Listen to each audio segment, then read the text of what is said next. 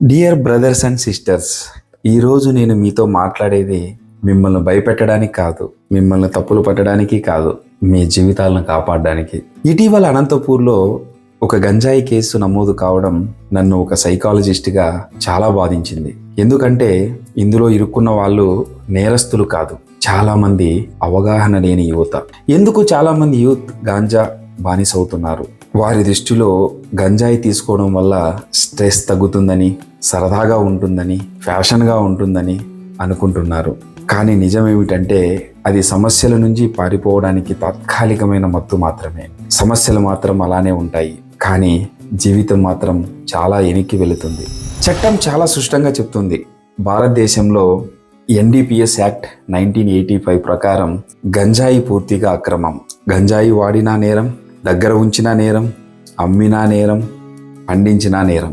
ఒక్కసారి కేసు పెడితే మీ చదువులు మధ్యలో ఆగిపోతాయి, మీకు ఉద్యోగ అవకాశాలు పోతాయి, మీకు పాస్పోర్ట్ రాదు, సమాజంలో మీకు మరియు మీ కుటుంబానికి ఒక చెడు ముద్ర పడుతుంది. ఇది చిన్న తప్పు కాదు, మీ జీవితాన్ని మలుపు తిప్పే అతి పెద్ద ప్రమాదం. సైకాలజీ కోణంలో చూస్తే గంజాయి అనేది మీ ఫోకస్ను తగ్గిస్తుంది, మీ జ్ఞాపక శక్తిని బలహీనపరుస్తుంది, మీ అలసత్వాన్ని అలవాటుగా మారుస్తుంది, బాధ్యతల నుంచి పారిపోవాలనే భావనని పెంచుతుంది. మొదట సరదాగా మొదలై ఆ తర్వాత ఒక అలవాటుగా, చివరికి దానికి బానిసగా మారుతారు. అప్పుడు నిర్ణయాలు మీ చేతిలో అస్సలుండవు, అలాగే మీ జీవితం కూడా మీ చేతిలో ఉండదు. ఇక్కడ ఒక విషయం చాలా స్పష్టంగా చెప్పాలి. పోలీసులు శిక్షించడానికి మాత్రమే పనిచేయడం లేదు, వారు అవగాహన కల్పించడంలో ముందున్నారు. ఈ మధ్య కాలంలో ఎస్పీ గారి నాయకత్వంలో circle inspectors, sub inspectors and constables schools, colleges, కమ్యూనిటీల్లోకి వెళ్ళి డ్రగ్స్ అండ్ గంజాయిపై అనేక అవగాహన కార్యక్రమాలు నిర్వహిస్తున్నారు. అందులో నేను కూడా పాల్గొనడం జరిగింది. ఇది పోలీసు వారు చేసేది అరెస్టుల కోసం కాదు, అలవాటు మొదలు కాకుండా ఆపడానికి, యూత్ భవిష్యత్తుని కాపాడడానికి. పోలీసులు క్లాస్ రూమ్లోకి వస్తున్నారు, విద్యార్థులతో మాట్లాడుతున్నారు, తల్లిదండ్రులను హెచ్చరిస్తున్నారు. ఇది నిజంగా సమాజానికి వారు చేసే సేవే. పోలీసులు మీ శత్రువులు కాదు, సమాజ రక్షకులు.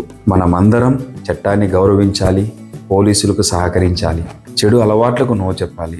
డియర్ పేరెంట్స్, మీ పిల్లల్లో ఈ మార్పు కనిపిస్తే జాగ్రత్త.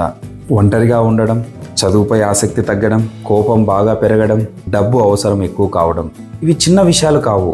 మీరు వారితో మాట్లాడండి, దగ్గరవ్వండి, అవసరమైతే కౌన్సిలింగ్ ఇవ్వండి. సమాజం మొత్తం కలిస్తేనే ఈ సమస్యకు పరిష్కారం ఉంటుంది. డియర్ యూత్, మీకు గంజాయి అవసరం లేదు, మీకు ఒక లక్ష్యం కావాలి, మీకు ఒక క్రమశిక్షణ కావాలి, మీకు మంచి భవిష్యత్తు కావాలి, గంజాయి కాదు. మీ విజయం మిమ్మల్ని మత్తెక్కించాలి. ఒక్క మాట గుర్తుంచుకోండి, ఒక్క అలవాటు మీ జీవితాన్ని నిర్ణయిస్తుంది. ఈ వీడియోని షేర్ చేయండి. దీని ద్వారా ఒక్క జీవితమైనా సరే సరైన దారిలో వస్తే అదే మన విజయం. కృతజ్ఞతలు. మీ చెల్లా రాజశేఖర్, సైకాలజిస్ట్.